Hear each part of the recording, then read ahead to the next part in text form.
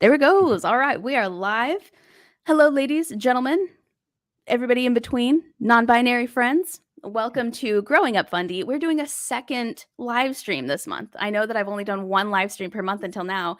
Now we're doing a second. Later we're doing a third. We're just trying to throw them at you. Different days, different times, see what sticks. Because I had a lot of people tell me that the other ones are in the middle of the night for them and on bad days. So I'm giving the people what they want. If what they want is an 8 o'clock on a Thursday in America live stream. I am joined by Scot Loyd, a longtime friend of mine, and would you say theologian? Would you use that word to describe yourself? As a hobbyist, maybe. A hobbyist theologian, we'll go with Right. that. Debate coach and former pastor, right? hmm And Right. you've been on several episodes of the podcast, all of which I'll link below once this is published as a video on YouTube. And I'm glad to have you back, Scot. But enough from me. Tell us a little bit about yourself.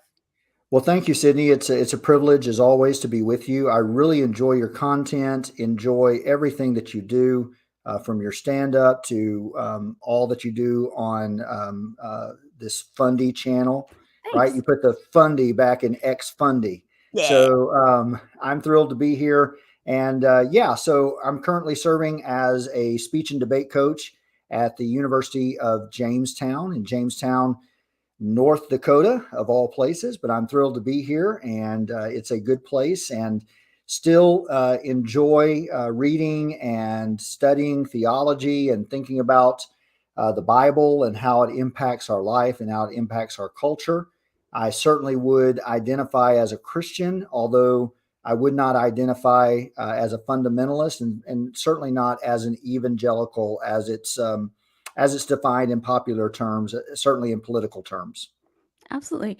And one of the things that, for anybody who hasn't seen your episodes, one of the things that I really respect about you, and one of the reasons I keep having you back on the podcast, is that I feel like we come from totally opposite ends of the spectrum in terms of what we believe, and yet we agree on so many things, both politically, socially, spiritually, what's the word? Theologically, is that a word? Yeah. Theologically, and I was just telling you before we hit live that we used to debate against one another when I was in college, and it used to piss me off. But I feel like now, because of that background plus this background that we also share, we have such great conversations. And we not only have conversations on the channel, but we have conversations off the channel. We'll record an episode and then keep messaging for, an hour the next day Absolutely. about questions and thoughts and ideas. And I like that there isn't a fear of offending each other by questioning their beliefs or questioning their methods or where they're getting their information.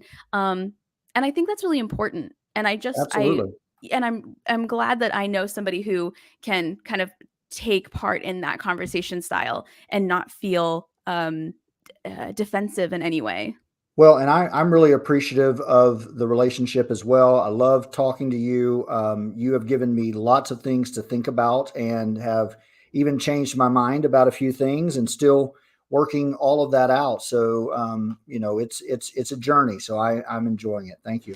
Thank you. Yeah, I feel like it's a journey for everybody. I feel like everybody is on their journey, and I tell people all the time that I'm an agnostic leaning atheist because I feel very, very confident in my belief as an atheist, but I also never say never, right? Like Mhm. if you had asked me 4 years ago, is there going to be a global pandemic? I'd be like, no, that's 18th century stuff. That's never going to happen modern. And here we are, right? So never say never, even when you are like your most complete assured. I feel like I can't think of words today, even though I'm Well, an English major. yeah. So, I think that's the Achilles heel of every belief system. If you fall into that place where you must have certainty, then you're going to be in trouble. And certainly coming from a religious background, that was the hallmark of faith, right? To know beyond doubt that your eternal salvation is secure, that there is a God, and there's a whole field known as apologetics, right? That is set up to help people defend their faith.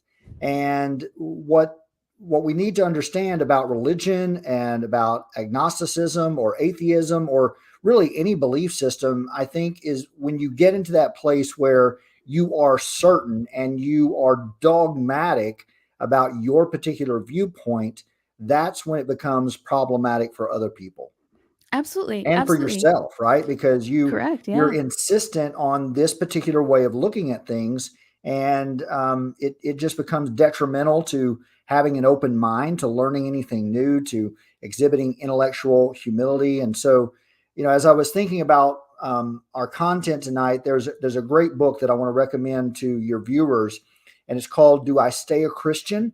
And it's by Brian McLaren. Do I Stay a Christian by Brian McLaren. He does a great job.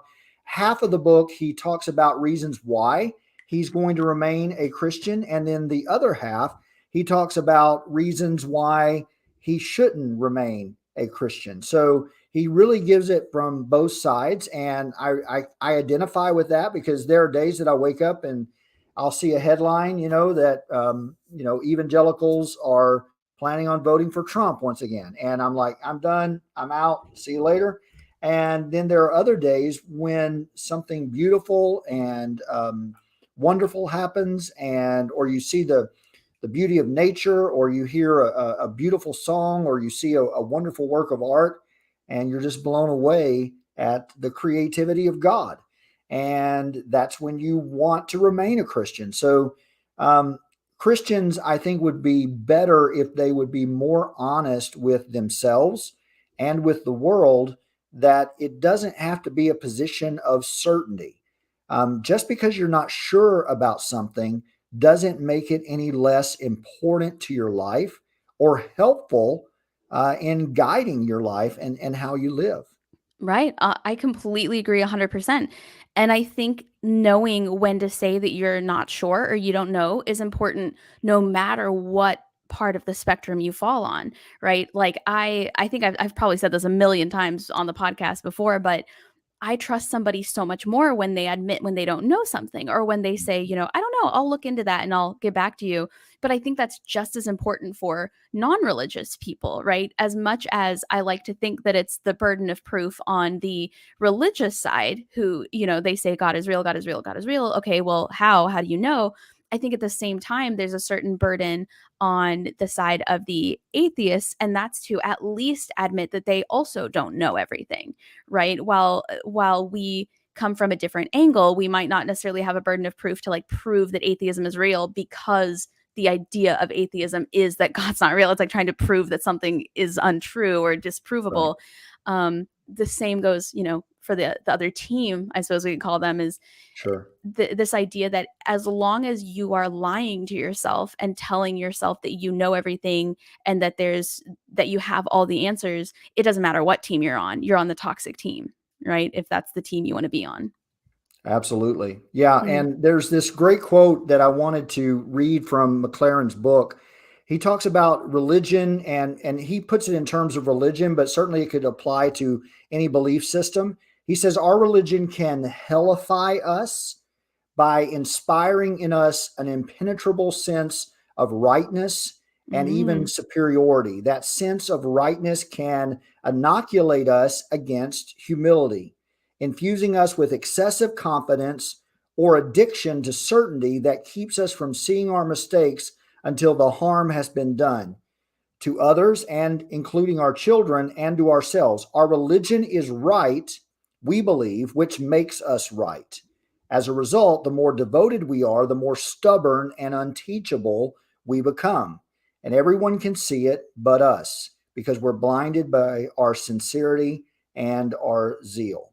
And so I think Mm. that happens for everyone. Yes. No matter what your belief system, if you get into that spot where you are insistent that your way is the right way, without having an open mind, then that's when you're in trouble. Now, that's not to say that we should just accept and anything that comes down the pike, right? Right. I think we should always engage our critical thinking skills for any philosophy, that we should test everything by evidence. And the honest Christian that is engaging in good faith with you will acknowledge that a faith that is worth believing is a faith that stands up to scrutiny, and a faith that isn't afraid to be questioned, a faith that isn't afraid to be challenged, because anything else isn't worth the label uh, belief system or faith, Right. because we've got to be able to say, I'm open to being tested. I'm open to being wrong.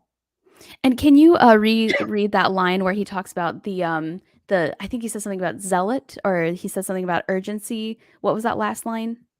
As a result, he says, the more devoted we are, the more stubborn and unteachable we become.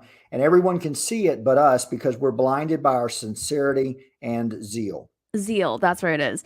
I Mhm. what I liked about saying blinded by the sincerity is the last live stream I did, we talked about how we forget, we being people on the non-religious side, we forget sometimes that many very religious people, many fundamentalist people, many evangelical people sincerely believe what it is they're saying, right? So sometimes you see somebody say something that is the complete opposite of what you believe, or the complete opposite of what you think to be true, and you're like, that's a crazy person, they're lying to me, they're just trying to get people. And you're like, no, the sincerity is there, but a lot of times that sincerity is exercised in a way that is harmful, whether it's voting against people's rights, whether it's voting against people's freedoms, whether it's standing on the corner at an abortion clinic and yelling at people while they're trying to go Mhm. inside and get services, or whether it's literally just being a friend to somebody and saying something misguided that hurts them, right? It doesn't have to be a physical harm, it can be any sort of harm. But we forget that even those people mean what they say with all the sincerity of somebody who says God isn't real. And it's easy to forget that from both sides. Neither side is usually trying to lie to get their way. They are desperately trying to get their word across. I think the only exception I make is like megachurch pastors. I think they're all lying. I think most of them are atheists. They've been atheists forever. They just figured out the way to make money is to be a megachurch pastor. But Yeah, I and had a you're exactly right. Someone can be sincerely wrong, and it happens all of the yep, time. That's why in a court of law, yep, there are rules about the admission of evidence. There's rules about eyewitness testimony, and a good a lawyer can cross-examine an eyewitness to a crime, and demonstrate to the jury that the eyewitness is wrong about what they think that they yes, saw.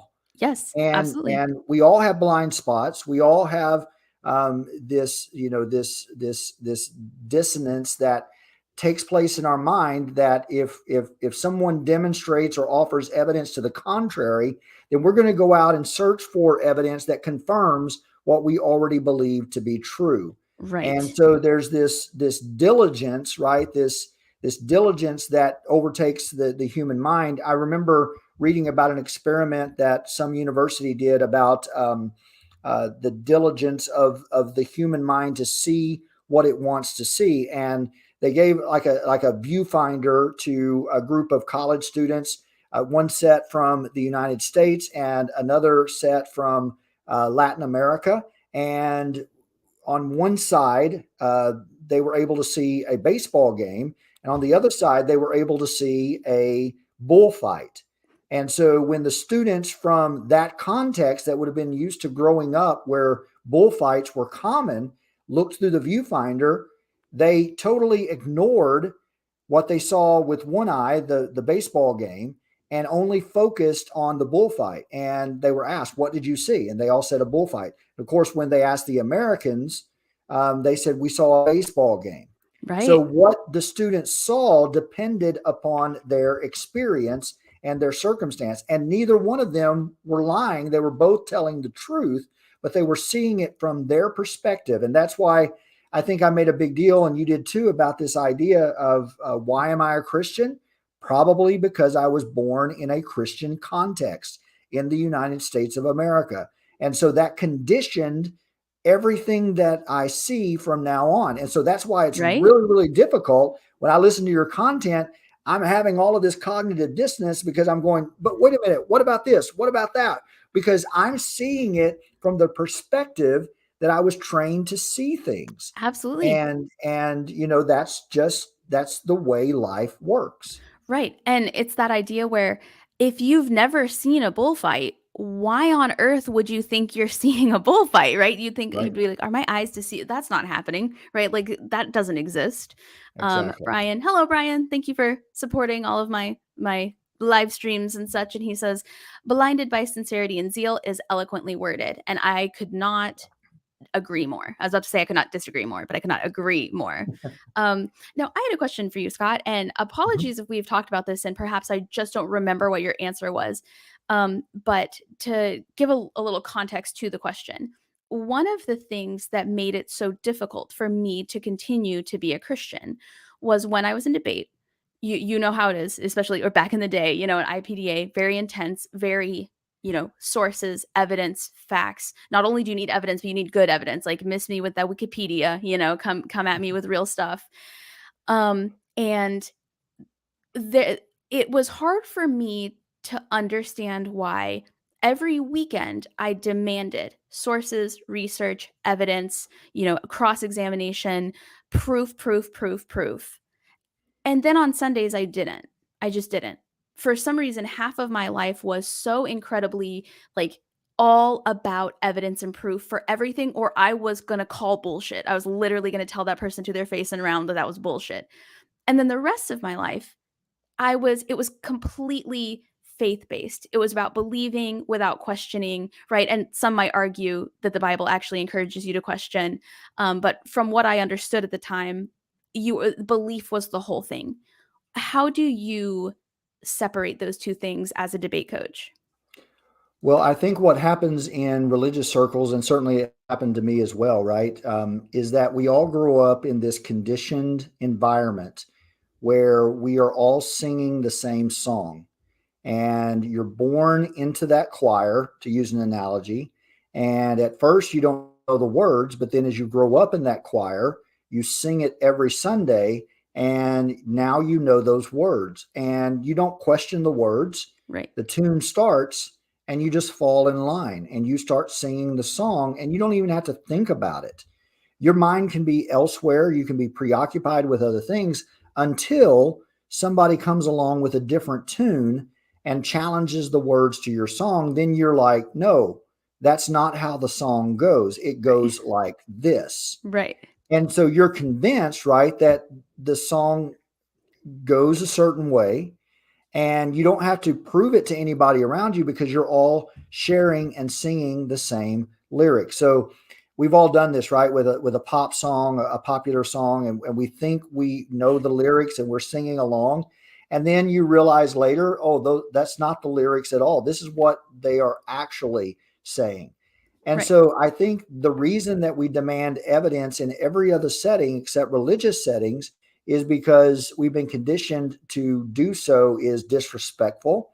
To do so is to put in jeopardy our closest relationships because most of the time we are brought to church initially by people that love us and people that are our biological community, our biological family. And those are the most important relationships in our life, the most formative relationships. And to question the validity of a religion that we were brought into by the people that brought us into the world is almost paramount. Well, I won't say almost, it is paramount to questioning their particular existence and Hmm. their particular purpose. And so it upsets the apple cart of this social contract that we've all agreed to, that this is the way things are going to be. And when somebody divergent comes along and says, no, maybe it's this way, if they don't approach it in exactly the right way, and eventually I think it'll get them anyway, because if they're an inquisitive person, they're going to demand evidence and it will lead them to a certain place that's going to be uncomfortable. But what most people do, they go through a phase and they'll ask questions, they'll question the lyrics of the song, and then somebody in authority will say, no, that was actually this way, and this is why you can reconcile all of your doubts. And so then they stop right at that roadblock and they never go any further. But then other people go further and question and emerge and it changes the dynamic. But I think to answer your question, the reason that happens, we demand evidence in every area of life except that one, is because our closest relationships are tied to that particular faith, that particular belief system. And to question those faith systems is to question our deepest relationships, and people aren't willing to go there. And really, it has, I think it has less to do with God and more to do with our parents and Yeah, more yeah. to do with our closest relationships. So how do you personally make the switch from being at tournaments and demanding all of this evidence and then being religious? Has there been evidence that you personally have needed to see that you've seen, so you feel like you've seen what you needed to see in order to continue to believe? Or are you always questioning? Because you strike me as somebody who would openly question what you're being told in a religious setting. So what is it about religion, specifically as a debate coach, that makes you confident in staying part of it and having seen what you need to see to identify as a religious person? Well, I didn't get into debate until much later in my life. So that didn't happen until my 30s. So I'm 50, I'll turn 51, 50, 52 this year, I think. I'm getting old, right? I'm forgetting how old I am. And so I was in my 30s when I got involved with debate. But up until that point in my life, I was always inquisitive. I was always asking questions, but it was within a certain context, right? So if you don't know that there's anything beyond that moment, then you can't ask good questions, right? It's like Chat GPT. You're only going to get out of Chat GPT what you put into it. What is the prompt? What is the question that you ask? And so I would ask questions, but it was always within the context of what I had been taught. So I was always inquisitive. For example, for most of my life, I was taught a particular view of eschatology. And eschatology is a subset of theology that focuses specifically on end time prophecy, the rapture, the Antichrist, the tribulation, apocalyptic themes. And so up until my late 20s and early 30s, I only thought there was one form of eschatology within all of Christianity, and that was known as dispensationalism, which basically said there's going to be a rapture. And some people believe that the tribulation, which is a 7-year period of just hell on earth, is going to come before the rapture when Jesus takes people away secretly, gets them out of here. And some people believe, no, it's going to happen after the rapture. And then some people said, no, the rapture is going to happen in the middle of the tribulation. So all of that is dispensationalism. And I never knew that there was another viewpoint, that there were literally hundreds of viewpoints of eschatology outside that subset of eschatology. And I didn't find that out until I picked up a book and by another theologian outside of my denomination, and he talked about these things. So then I began to question that. So what debate did for me, it offered an entire world to me that I had not considered, and opened up all kinds of avenues for asking questions. And so I think a lot of reasons that people hang on to aspects of their faith is because they just don't have the capacity to ask the right questions. It's like going to seeing the ocean for the first time in your life, and imagine being raised in a context where nobody ever told you about the ocean. So then you go to the beach and you see the ocean, you're like, wow, that's great, that's awesome. And then you start asking all these questions about water, and then someone takes you snorkeling and you see the world under the ocean. So your mind just continues to expand and continues to explode. And so I think that's what happened to me. And so I'm still in that process, right? So I'm still going through all of that cognitive dissonance. If I listen to you, or if I read a book or something, I'll have all of these issues come up in my mind. And like, what am I going to do? Suddenly nothing means anything. So pardon the random reference here, but there's a great episode of Rick and Morty where Morty has this kid, right? So Right.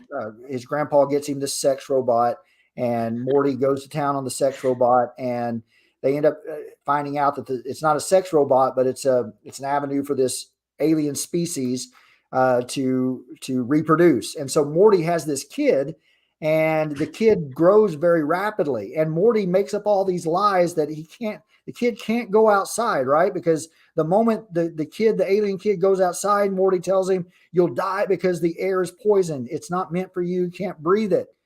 And so they start having these fights because obviously the kid gets curious about the world, and he grows at, an expedited rate for his species. And one day he just says, I'm walking out the door. And he walks out the door and he realizes he can breathe. And the kid, yells at Morty and says, you lied to me, and runs off into the sunset and says, what else did you lie to me about? Thanksgiving, Christmas, Jesus, is any of it true? And it cuts to a scene where the kid is like, has a beard, is like in a sweater like me, is worn out. And he's talking to this author. And he said, yes, I wrote the book because I found out late in life that my father was lying to me about literally everything.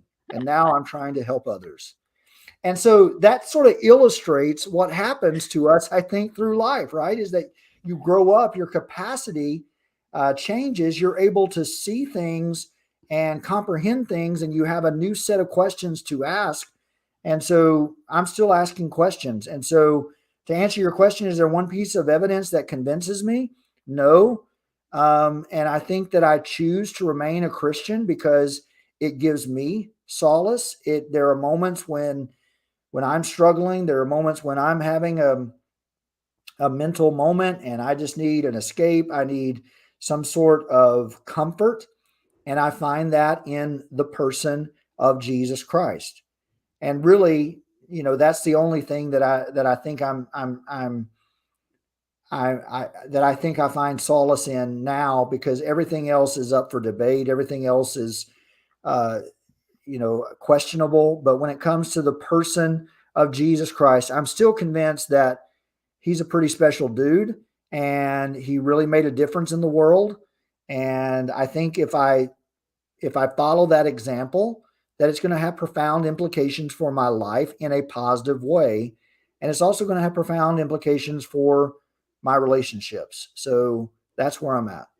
Yeah, absolutely. And I've talked before in the past about how I personally don't think that what Christians belief means is the same as let me rephrase that. I've talked in the past before about how the average Christian I don't think truly believes. You are a Christian that I think truly believes.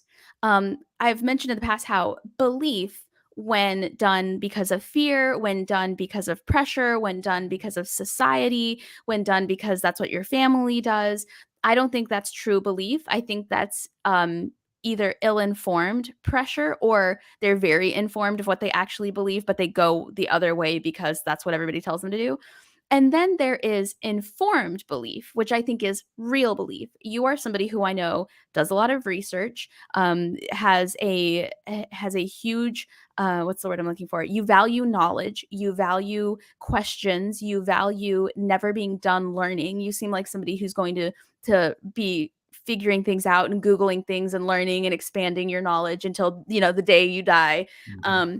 And I think that is what separates true belief from what many people think is belief. A lot of times when you ask somebody who is fundamentalist or evangelical, why is it that you believe? It's a reference to the rapture. It's a reference to the end of times. It's a reference to the bad things that happen to you when you don't believe, as opposed to what you said, where you're like, I find comfort, I find peace. This is where I gravitate. This is where I feel like I belong. This is what brings me the peace that I'm looking for in my life. And so it's interesting to meet somebody who is like the definition of what I think is true belief versus the endless people that I sadly don't think realize that they don't actually believe it. They are just going with it because it's all they know. It kind of goes back to what we were talking about earlier. When all you've ever seen is football, why would you ever see a bullfight, right? Mm-hmm. When you are like, I am a big football fan, but I'm still going to see what's out there. I'm still going to do some Googling, Right. some research. I'm going to listen to podcasts. And I know some of my episodes have made you a little bit uncomfortable because you'll send me questions afterward. And I'm like, is he having a crisis? I don't know. Is he all right? But I also feel like that exact same curiosity and that exact same willingness to make yourself uncomfortable has led to some of our best discussions, because you've heard something, it's rattled you, you've done what you needed to do in terms of research to find what it is you're looking for or the answer you're looking for. And then you come back and you ask me a question and you're like, okay, what about this or what about that? And I think that true belief comes from exploring what really rattles us, exploring what really makes us uncomfortable, right? Yeah, Exploring that's what that well said. And I think you're exactly right. There are lots of people that are Christians, and I think this would apply to any religion. They're Christians by culture. So they grow up yes. in a certain culture. And if you lined up people that say that they are believers alongside someone who said that there is no God or identify as an unbeliever, and let's say in a state like North Dakota or in a state like Arkansas or Oklahoma, if you line them up and you observed their lives for a month or even longer, there would be no discernible difference in how they live their lives. One just says, I'm a Christian, Yep. and the other says, I'm not a Christian. And Yep. so that's how you tell if someone is someone who is a Christian by culture or I think by actual belief, right? And those devotions they can be dangerous, they can be false, but they also identify someone who said, I really do embrace what I believe, and it's not just a product of where I was born or the time that I was born into. Yeah, yeah, absolutely. I think that's a great way to put it, is so many people are culturally Christian. Yeah, and not many people would admit whether or not they are actual, walk in, as we would say in the church, walk with the Lord or walk Mhm. the word, Christians. And so my question for you is, and this is a question I like to ask people, do you feel like the problem that exists in what a lot of people say is the problem in Christianity or the problem in religion or the problem with God, in terms of, a lot of times whenever you talk to people about religion or about God or about church, especially primarily Christianity, because our country is so heavily geared towards Christianity, do you think the problem there is actually with God, or do you think the problem is with organized religion? Because I know you personally have some beef with certain religious rules, and I know you're not like a fundamentalist or an evangelical. Would you say that the pain that people have felt, or the discrepancies that they have, and the experiences that they've had within the church that were negative, would you say those are because of God's teachings, or would you say that those are because of religion? Well, I think it's hard to separate religion, especially in a Christian context, especially in the context that you and I were raised in. It's hard to separate the church from God. And I think that that is a much later evolution for people if they're willing to engage in those particular questions. Now, people will throw around those cliches, right? They'll say something like, well, the church hurt me, but I still love Jesus. Well, and what they mean by that is, in Christianese or the Christian way of saying things is, I got bent out of shape, or I found out that somebody was lying to me, or the preacher was stealing money or sleeping around or something like that. And so I got hurt by that church, but I still love Jesus, but I'm done with the church. And so what we try to do when we experience hurt or pain is we try to hang on to the portions of something that we enjoyed, and then we try to separate the bad apart from it, and still try to have our cake and eat it too, so to speak. But the problem with that way of thinking, especially in an American context, a Christian context in the United States of America in the 21st century, is that it is so ingrained in our culture that when people say something like that, they don't know what they're talking about, because they're confused as to what is God and what is the church. If you ask the person on the street who is God, they might say something like a higher power or someone that I find comfort. But if you ask someone in the context of the American South, they're likely to spit back out to you something that they heard in their particular church denomination growing up. For instance, I grew up in a Pentecostal church, and we had a very specific way of experiencing church, and all of that was seen as quote unquote the right way. And so when you ask the question, is there a problem with God or is there a problem with religion?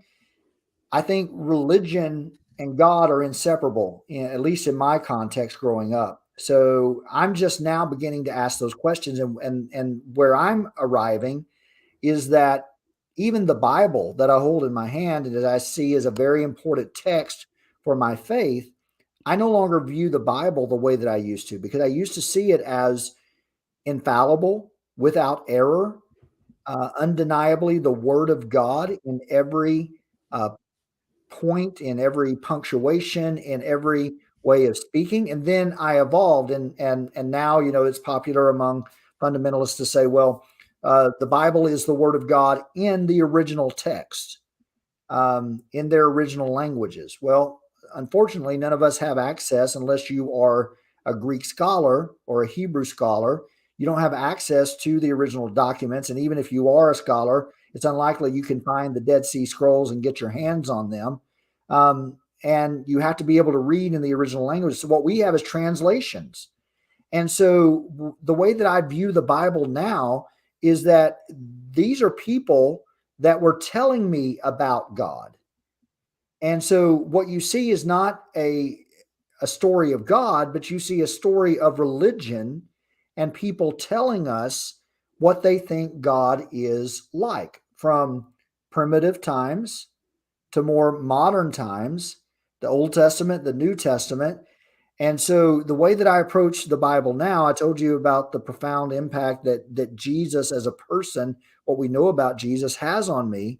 So if I read a portion of the Bible and I'm like, that doesn't strike me as Jesus, then maybe I try to figure out what the God character is trying to teach me, and is the God character in that particular context actually the example that I should be following, or is it another character that is set up? Because at that point, the knowledge of who God is had not evolved to a place that was loving, that was accepting, and that treated fellow human beings not as expendable pawns in some sort of cosmic game. And so I don't know if I feel like I'm maybe talking in circles here, but I want to make sure that I'm answering your question. I feel like that's hard to separate, and I feel Right. like people that do throw that around, if you press them on it, they're going to get very confused very quickly, because for most people in the American context, especially in the American South and the Bible Belt, that are heavily influenced by American Christianity, they cannot differentiate between religion and God. It's one and the same. In fact, they cannot fathom a God outside of their subset of religion and how it's interpreted. And that's why you have all of these heresy wars, right? That's why we have all of these denominations, because people look at religion perspectives from their own perspective. And what we end up doing over and over again, I think, is re-imaging God in our own image, rather than trying to get to the heart of who God is, instead of just looking at what has been said about him by different people throughout history. Do you think that there is a way to ever truly get to know who God is? Or do you think God is somebody different to each person? How do you think one would go about the best way to attempt to know who God is? I think that's an extremely great question. I think it's difficult to answer. And again, just to remind you, and I think all of the listeners, I know that you understand this, but everyone that's viewing this, everything that I'm saying is obviously coming from the perspective of a 50-year-old man in an American context. Right. I grew up with white privilege. I grew up with seeing things from a particular perspective. And so all of my knowledge and all of my experiences are informed by the time and the culture in which I live. So to try to say this is the way that you get to know God, I'm saying it from a particular cultural context. And my context may not be the same as one of your viewers. My context is not your context. Right. You're a woman. You have very different experiences. You're a young person. You see things very differently than I do because of your experiences, because of your knowledge, because of the time of life in which you live. I can only speak from my perspective. And I can say that the way that I get to know God is through a variety of sources. I hear God in the voice of my grandchildren. I see God in their face when they express curiosity, when they smile, when they experience something for the first time.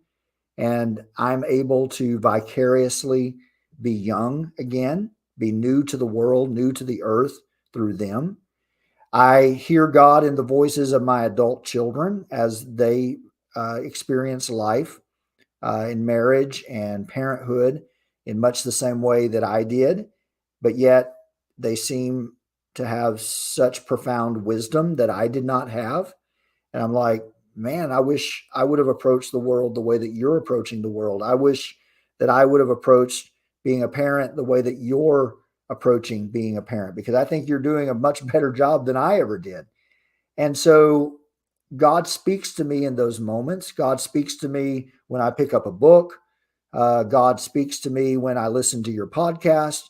God speaks to me when I listen to a beautiful piece of music, or I see a beautifully executed and hilarious joke, something that is funny, something that is sexy, something that is beautiful, something that is alive.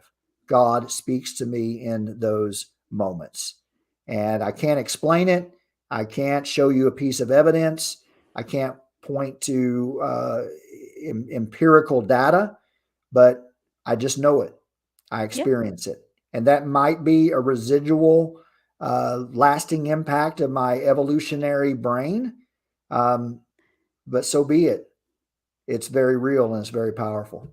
Yeah, yeah. And that's one of the things I appreciate about your perspective is you have always said, this is what I believe, but it is very likely because of these factors. And this is another thing I believe, which is easily attributed to this thing. So you have, I feel like, a fair balance of, yes, I truly do believe these things, but at the same time, I'm not going to pretend like the belief wasn't seated in this way, whether it was culturally, whether it was the time in which I grew up, whether it was, and I appreciate that. And I think that honesty is hard to find in a lot of conversations that religious people have with non-religious people. And I would even say that maybe it's hard to find the other direction as well. I think there could be a lot more people who admit that they don't know everything, they don't have all the answers, but they sincerely believe what they believe. And that's one of my favorite things about talking to you is you'll lay out like a really fantastic point, and then you'll be like,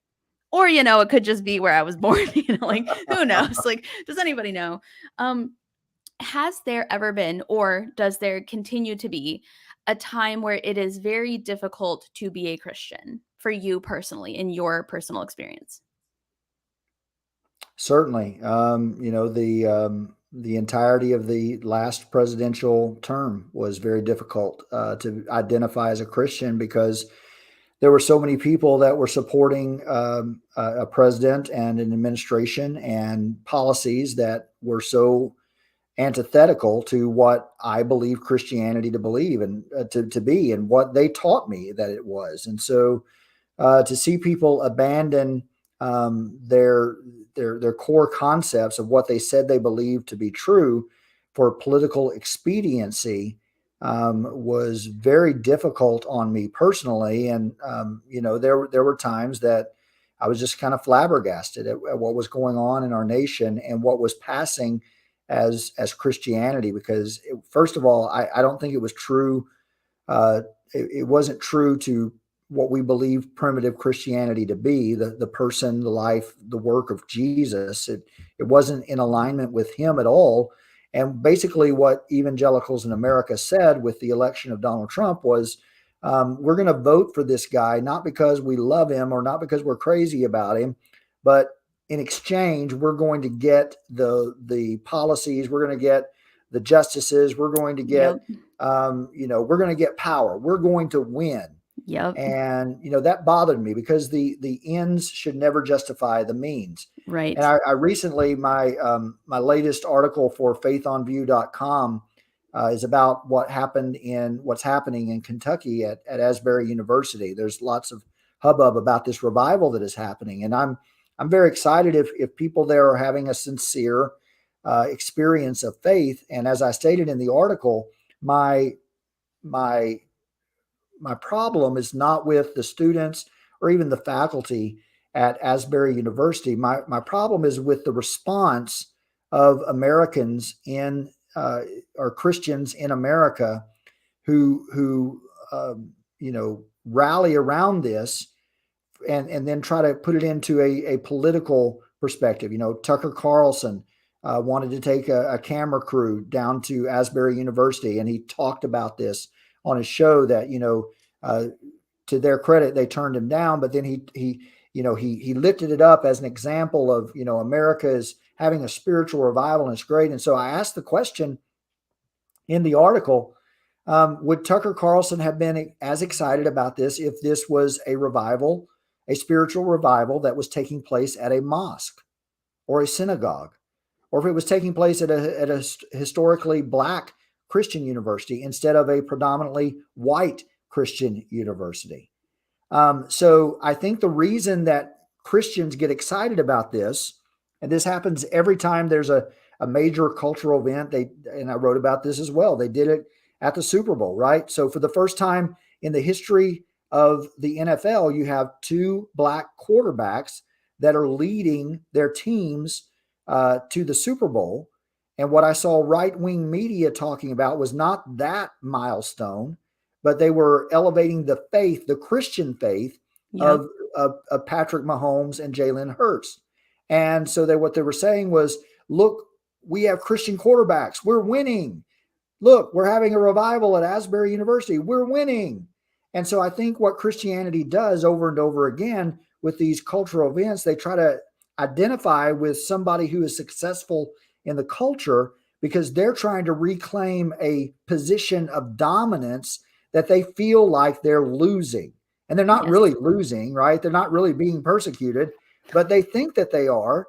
And so anything that happens, they begin to parade it as, look, we're winning. And that was what happened with Donald Trump. It wasn't that he was the poster child for Christianity. It was he's our guy and we voted him in and he says he's a Christian. And so look, we're winning. Take that, all of you liberal, anti-God, atheist Democrats. We're winning. And so when I look at that juxtaposed with the humble peasant preacher from Galilee that never left his home region, that when he attracted a crowd would actually say things to run them off because he didn't want them around, and then he would heal people. The Bible talks about him healing people, and then he would tell them, don't tell anybody. I don't want notoriety for this. We're followers of that guy. The Christians in America say we're following this person, but yet they act in very different ways than that person acted in the Bible that they purport to believe. And so it doesn't make any sense. And so those moments make it very hard for me to identify as a Christian in America. Absolutely, 100%. And I remember back when I still identified it as Christian, there would be the whole, I wish people would stop doing things in the name of Jesus or the name of God that I disagree with because it makes it difficult to be a Christian.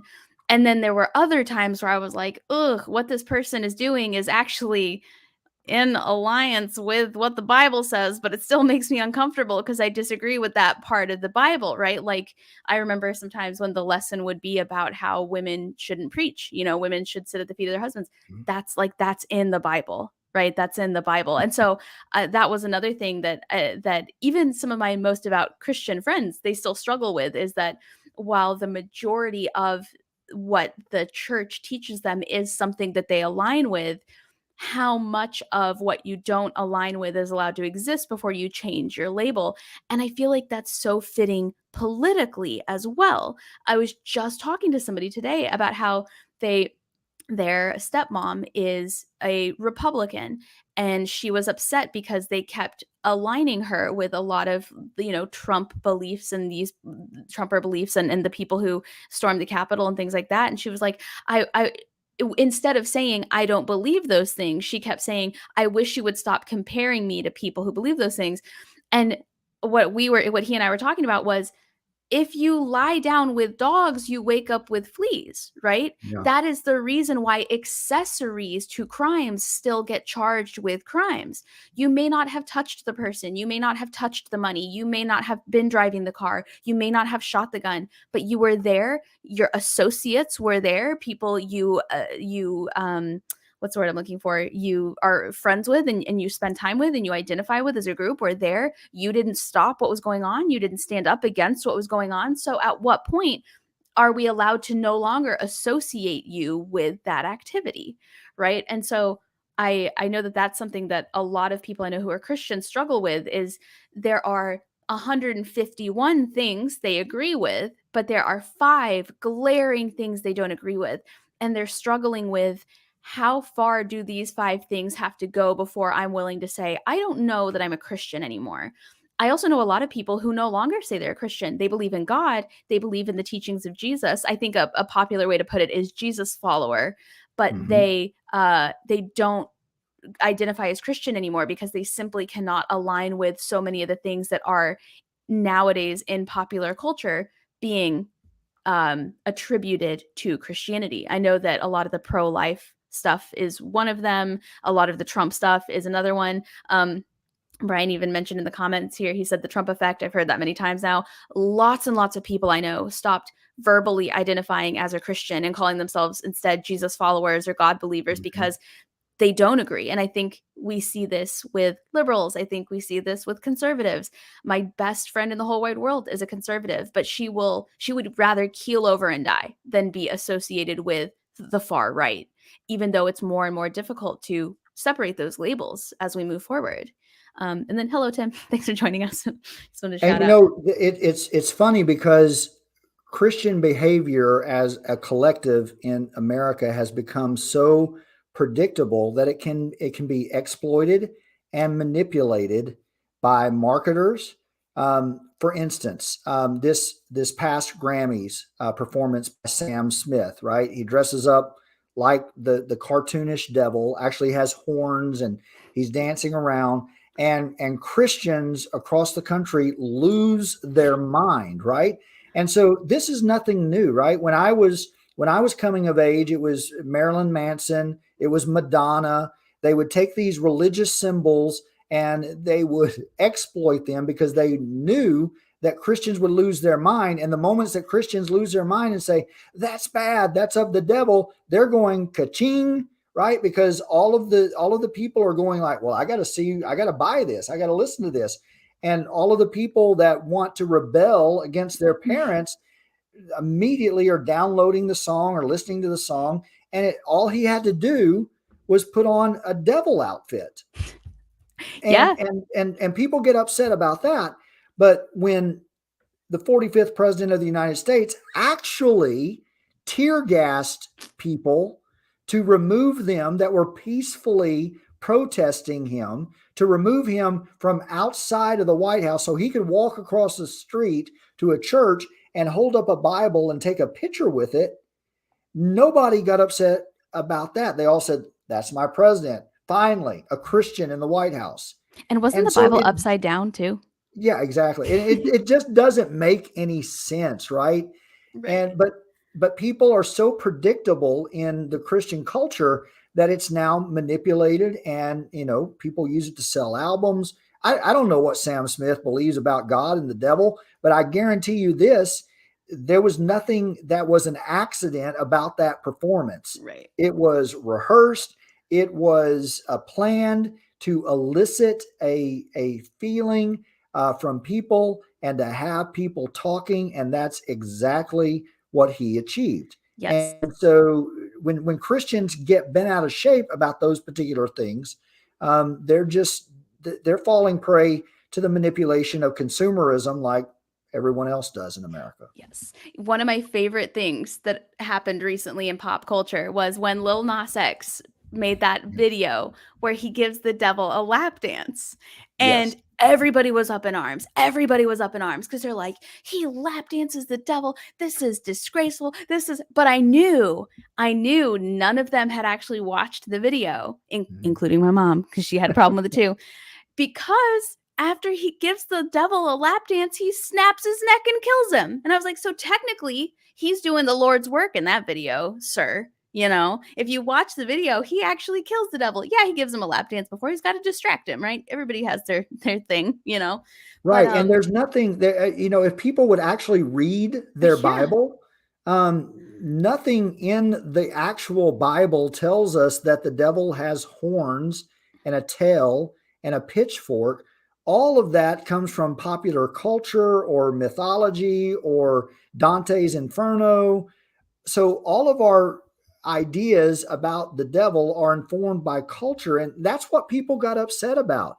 right. There was nothing actually happening there. It was all symbolic. So I think the way that I put it when I talked about it was that people got upset about Sam Smith in symbolic worship of the devil without not actually hurting anyone.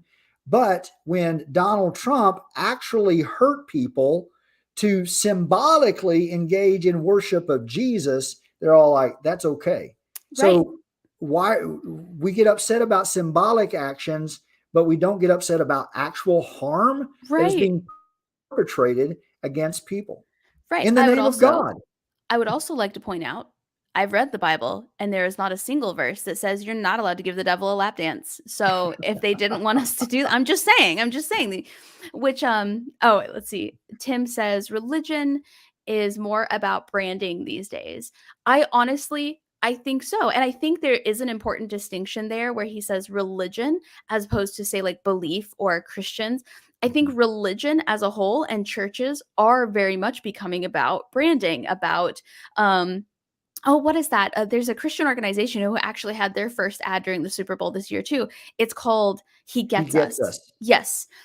Terrible organization. I don't know if you've ever looked into them. Not somebody that I think if Christians actually looked into them, they would want identifying along with them. And I think that's a brand. I do not think that brand is out here trying to recruit Christians. I think they're trying to recruit money. It's back to what I said about the megachurch pastors.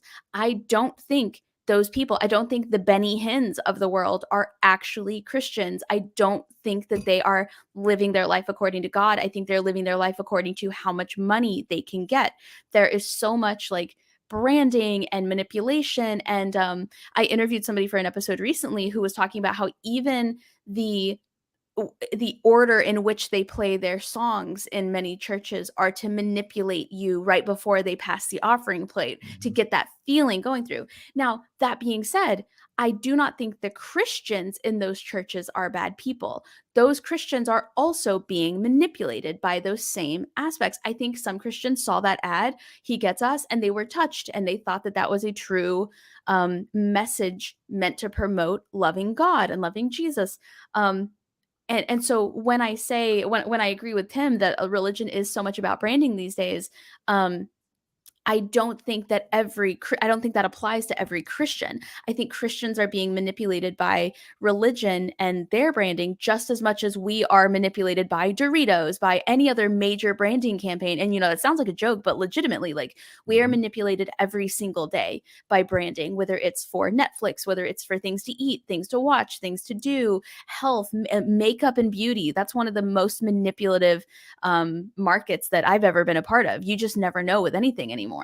And I think that is the true religion of America. If it's not even Christianity, it's consumerism, it's capitalism run amok, and it's about people being distracted. And so Christianity, you're exactly right, has become just another brand that people glom onto for identity, for vicarious success.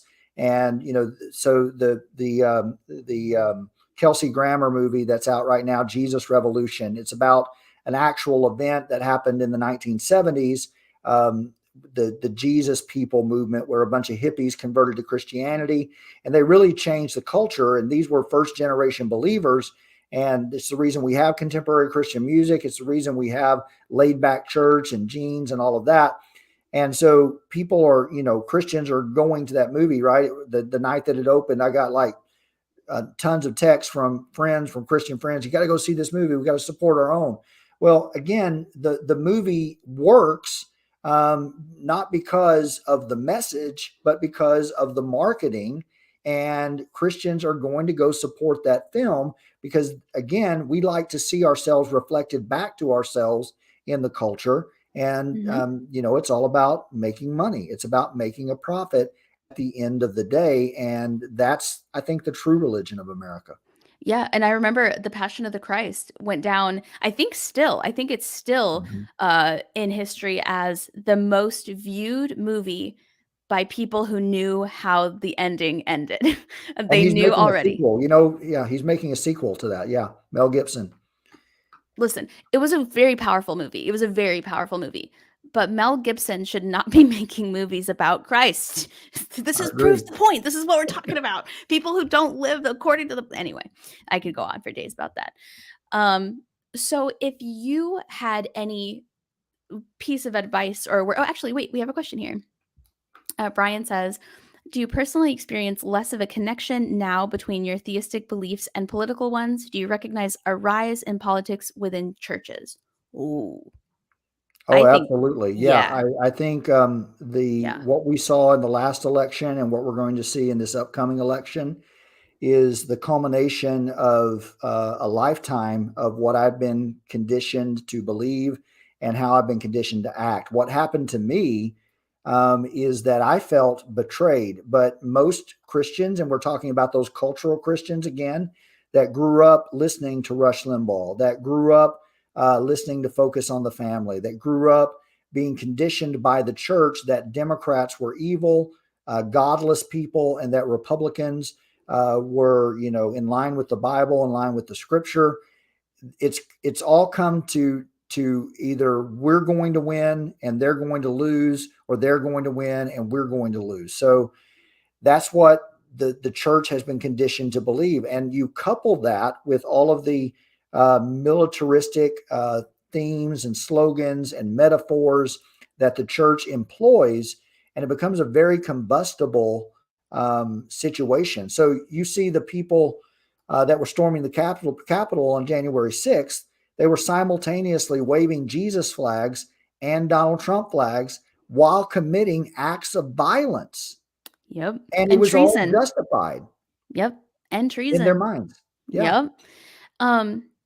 And that's something wild to me, is that I know a lot of people, my best friend included, who have told me that they've actually left their churches in the last year or two. And some of these churches they've gone to their entire lives, or the majority of their 20s, because they became so political.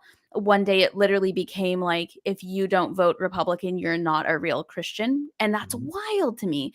It's wild that what's craziest to me is that I still think that the let's face it, the man at the pulpit saying those things actually believes those things. I truly think. Now, obviously, there's the televangelists we talk about who just want their way. They just want Donald Trump to be president. But I think religion and politics and the lack thereof have become such an identity, and have become such an important aspect of who people are and where they belong, that it's become almost like, I hate to use the word brainwash, but literally I think some of these people are brainwashed to truly connect those two things and say, if I don't do what God says and I don't vote for Donald Trump, because everyone I love who is devout and who has taught me everything I've ever known my whole life, and who I live with and who I go to church with and who I work with, everybody is saying that's the way. God would not lead me astray. God would not tell me to vote for Donald Trump if that was not the way to be. I think those people genuinely believe that. And they honestly think that by preaching those things, they're doing God's work and they're saving you somehow. And to me, that's honestly more disturbing than if somebody were lying and just trying to be manipulative and just trying to be like, I want a Republican in office, so I'm going to tell my congregation this. And I truly think those people believe they were told that by God, when what they don't realize is they're being manipulated by advertising and television Right. and podcasts and Rush Limbaugh and like all these people. Um, and it's sad to see.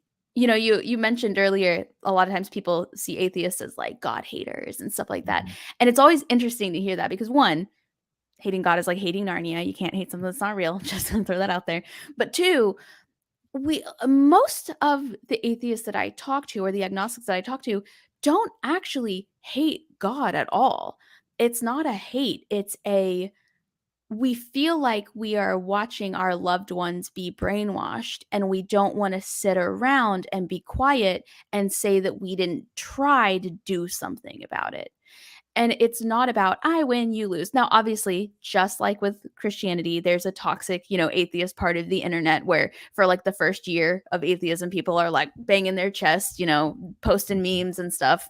But I think there's actually on both sides of the coin, there's an inherent sadness. I remember being a Christian, and when I would see my friends, go astray, I would just feel terrible that they were going to hell. I would feel terrible that they weren't living. And even if they went to heaven, even if they asked for forgiveness, I felt terrible for them that they weren't living the way that God tells us we should live. And I remember praying for them, and I remember sincerely worrying about them. And now I feel the same feeling, but for the opposite reasons. For example, you do not give me a sadness related to your Christianity at all because you seem well informed, you seem safe, you seem like you believe, you seem like you research, you seem like you are, we're friends on Facebook. I see your posts, you see like you are doing good things and you're standing for things that politically I align with very well, and I think negatively and positively impact people, depending on how we vote. So I don't get that feeling when I talk to somebody like you at all, because I feel like everything you do is very sincere, and I don't feel like you are a brainwashed person. And I know that if you ever did get like very sincere questions about whether or not you believed anymore, you would go to the sources you trusted the most outside of the church to figure out exactly what it is you're feeling. But at the same time, we have, and I'm sure you even have relatives like this that you feel this way about, where they just seem so deep into whatever it is that they so desperately believe that they are frantic and they are scared and they are channeling that frantic feeling through hate and through bigotry and through even if they don't outwardly say it, they share the falsified Facebook posts and they share the lies about the other side, and they say things that are mean, about people who get abortions or people who are liberal or people who are homeless or people, ironically, all the people that Jesus, I think, would argue we need to help. Yeah. And so when people look at atheists and they say like, I read an article earlier that was talking about how they're glad they're not an atheist because they care about people. I'm like, no, see, atheists care so much about people. The Mhm. only difference is one of the things they worry about is that everybody's being brainwashed and lied to. That's just we still care about homeless people. We still want people to get free and affordable medical care. We don't want Mhm. anybody to starve to death because they're paying off their student loans. But also, we don't want anyone to be brainwashed in the name of Jesus Christ and Christianity, um, and not be able to say that we at least tried, to get our message out there and to talk to them or to somehow expose them to alternative ideas. Um, and I feel the same way about people like you. I feel like if I were to one day wake up and be like, maybe I do want a relationship with God, like you are somebody I could talk to about who wouldn't try to, try to manipulate me to join your side. You would just tell me what you think and we would have an honest conversation about it. But I said all that to say I respect the shit out of you, Scott. I respect you. I respect you. Well, the feeling's mutual. And just one last word on that. Yeah. There's a great book, and I recommend it to everyone. The Righteous Mind by Jonathan Haidt. Why Good People Disagree About Politics and Religion. And Jonathan Haidt is he happens to be an atheist, but is a social psychologist. And his work has demonstrated that people make decisions, these deep decisions like political alliances, religious beliefs, not based on reason, but based on tribal allegiance.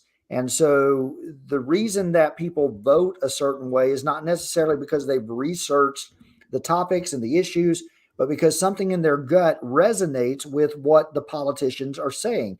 And politicians are very skilled at doing this, right? We call this pandering to a particular demographic or a particular constituency.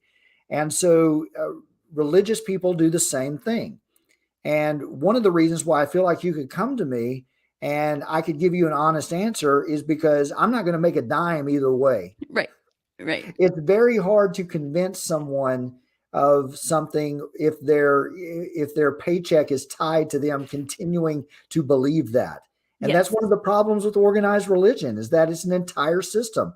That's one of the problems with, organized politics, is that the entire system depends on perpetuating these particular belief systems. And if it falls apart, then somebody's not getting paid.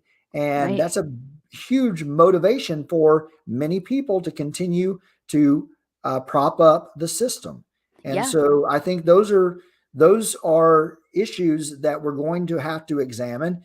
And politically, people say all the time to me that, oh, you're so liberal, you're so, far left out there. And I'm like, I really consider, and I say this sincerely and honestly, I feel like I'm in the middle. I really do feel like I'm in the middle. And I think the reason that so many people look at me and say, you're so far out there, you're so left, is because they're standing so far to the right.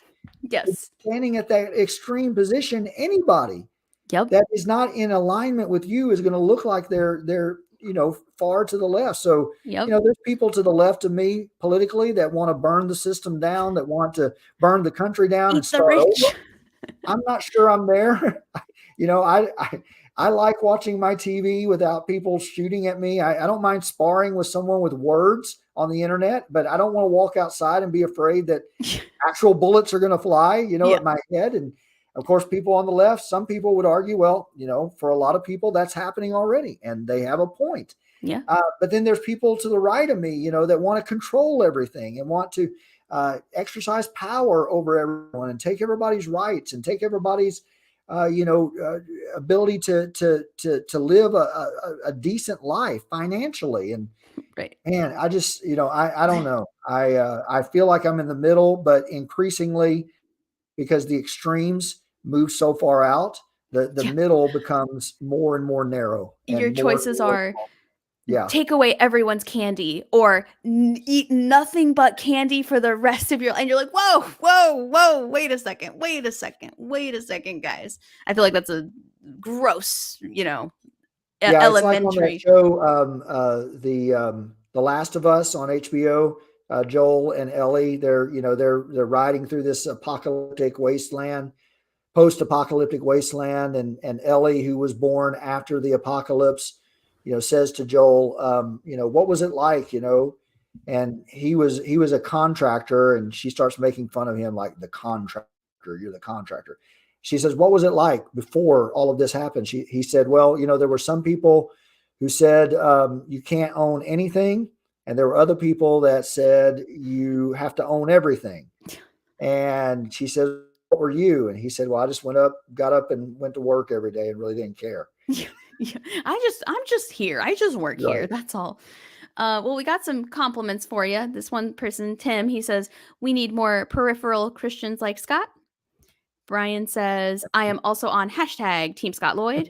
Oh, and he spelled Scot Loyd right. I spell your name wrong before I hit send so often. And then I go back and I retype it. I don't know why I still do that. Yeah, I went to public school, so I didn't learn to spell it correctly. And then Tim says, keep writing, Scott. Speaking of writing, you have a blog. What is that blog called? I'll link it in the comments after this is a official video on YouTube. But what's it called? It's a really profound and catchy name. It's just scottloyd.blog.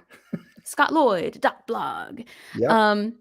And you've been writing on that for a while now, right? Several years. Yeah, since about, I think I started it in 2017 or 2018. Wow, so that's a long time. Yeah, you can go all the way back. It really picked up steam in 2020. But yeah, I try to contribute something at least once a month, and sometimes I'll get real inspired and put a lot of content out there. But typically, I try to at least contribute something to that once a month. Yeah, absolutely. Well, ladies and gentlemen and friends in between, non-binary friends, if you enjoyed the stream, if you enjoyed Scot, check out his blog and check out his episodes, which I will also link in the comments below once this is published as a video, once I'm not on a StreamYard. And yeah, check out his stuff. If you've enjoyed this conversation and you like different perspectives, if you're an atheist, I think you'll like his political stuff. And if you're a Christian, I think you'll like his Christianity and his political stuff. And Scot, thank you so much for being a part of this live broadcast. It's always an honor, Sydney. I find it a pleasure. Thank you. Thank you. And thank you, everybody. And we're going to end that broadcast. Boom, just like that.